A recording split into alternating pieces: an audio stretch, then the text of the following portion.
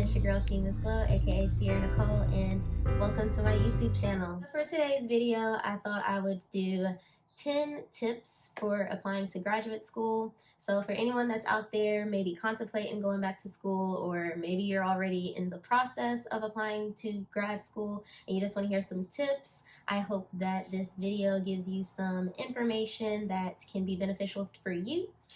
These tips are coming from my experience applying to my program. And so these are things that I either wish I would have known prior to applying, things that I learned along the way, or things that I was actually told to help me through this process. So without further ado, let's get into tip number 1.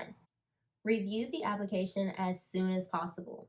Whether you are applying to 1 school, 2 schools, 3 schools, however many schools, you want to give yourself as much time as possible to produce quality work.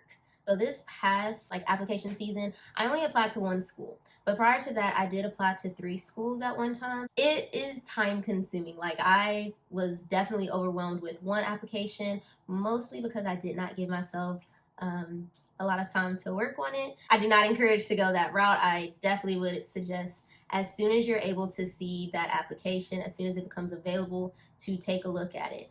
Look at past applications if you're waiting for the application to become open, because it can give you an idea, but just don't expect it to be the exact same. Some things might have changed. So my program only accepts applicants in the fall. So the application opened September 1st and then it closed December 1st. So you might have a short time period to work on the application, but other schools, they might have a rolling deadline. They might have a longer window to submit your application. Whatever the case may be, you want to look at it as soon as possible. You want to see what writing pieces you need to write, what materials you might need to send, what tests you might need to take. And then if you're doing this for multiple schools, like my school had 3 writing pieces. So if you're applying to 2 schools, that's 6 writing pieces you have to make. Applying to 3 schools, that's 9.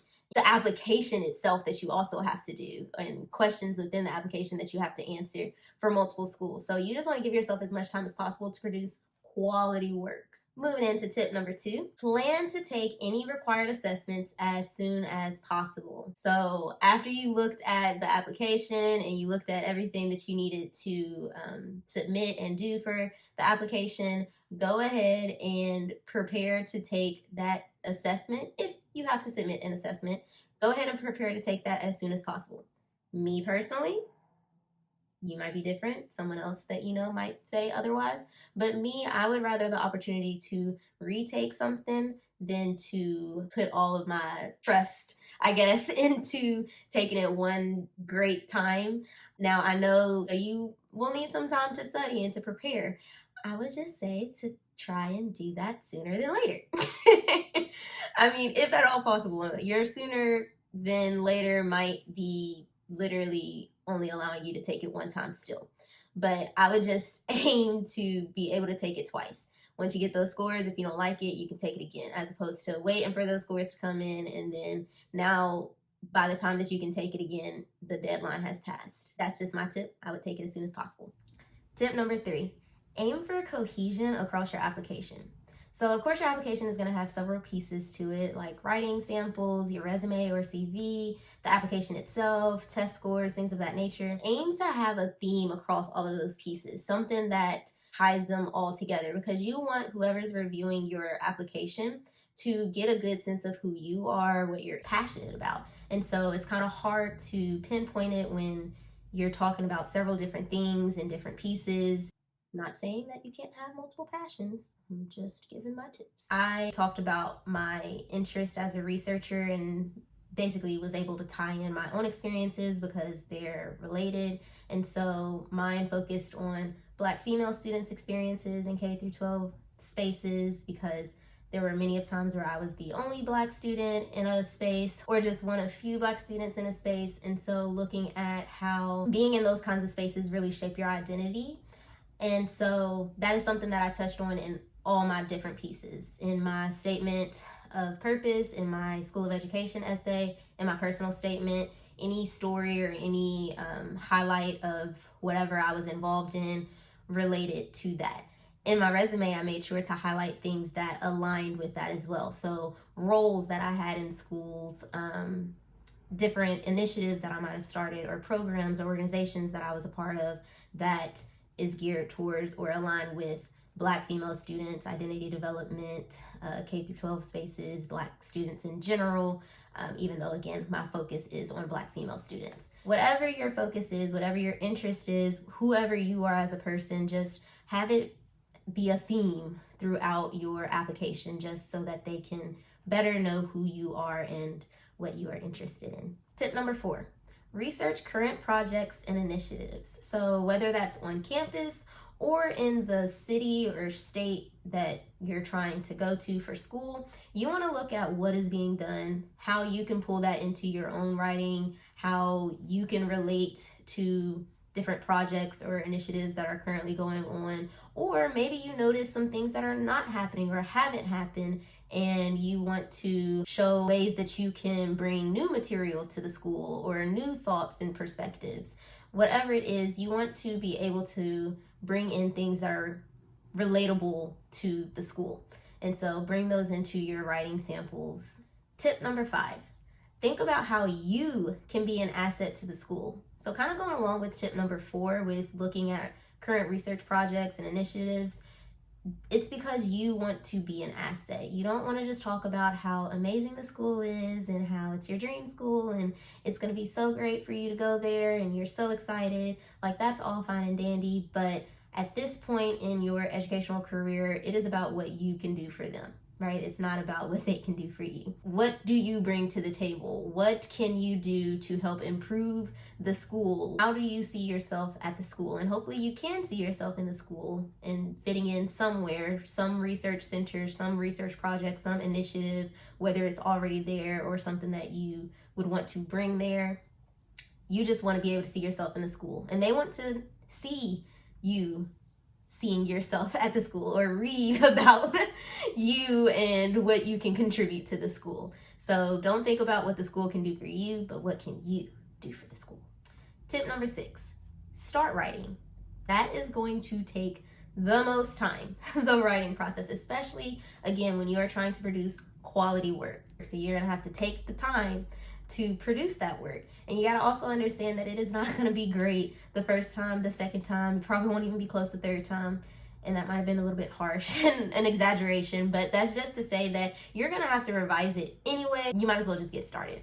Like, don't wait for the perfect time or until you have the no, just start writing. You're gonna revise as you go, or revise after reading it, and then revise it again. So just get started with it. And again, if you're applying to more than one school, my program had 3 different writing pieces that you had to submit. So kind of just taking that number, multiply that, that's a lot of writing pieces. And they're all gonna have their own requirements and restrictions and things of that nature.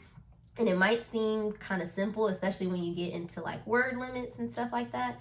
But again, quality is what we're aiming for, and that's not always done easily, right? So sometimes you might have a lot to say and you go over that word count, or you're significantly under that word count, which I'm not saying that you have to be exactly at that word count. If it says 1,000 words, you don't have to be at exactly 1,000 words, but you don't want to be at 500. You want to be somewhere close. Tip number 7, find people to review your writing.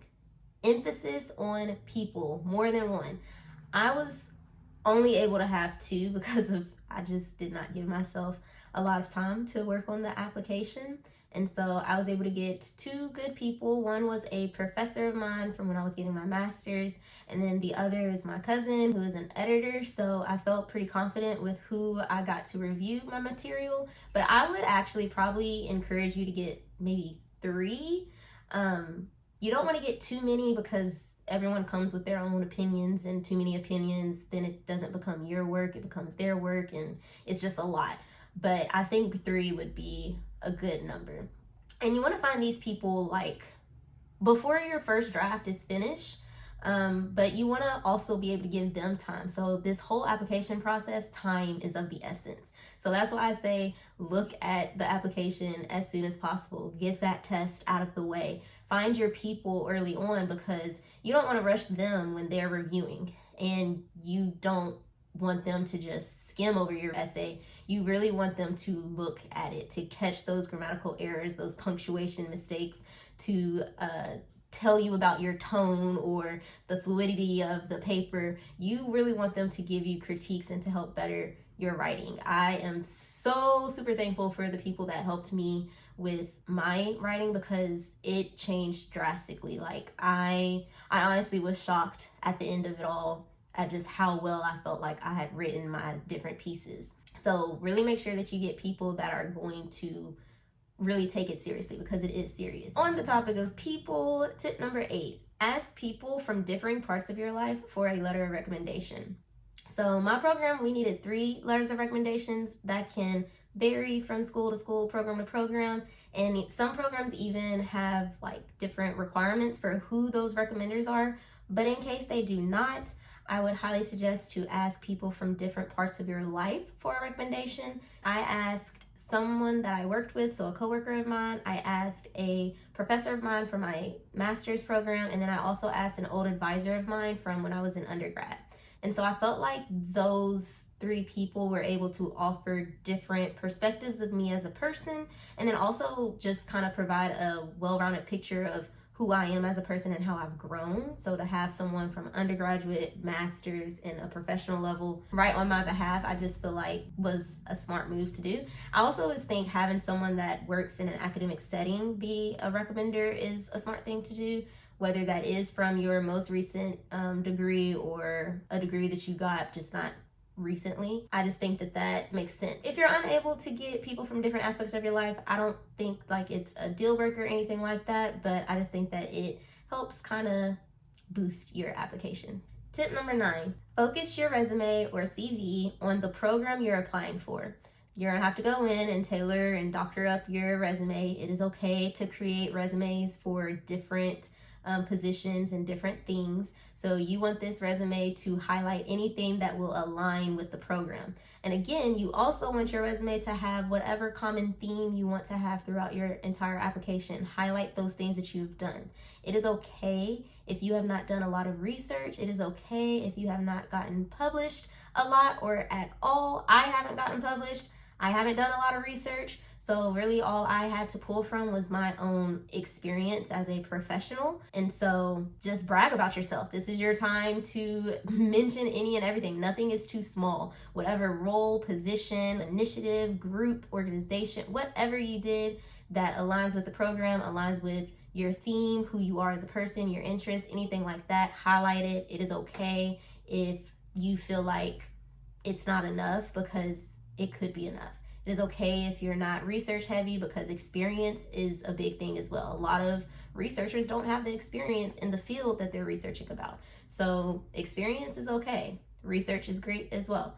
Whatever it is, highlight it, brag about yourself. Don't be scared to, toot your horn a little bit. And last but not least, tip number 10, don't count yourself out.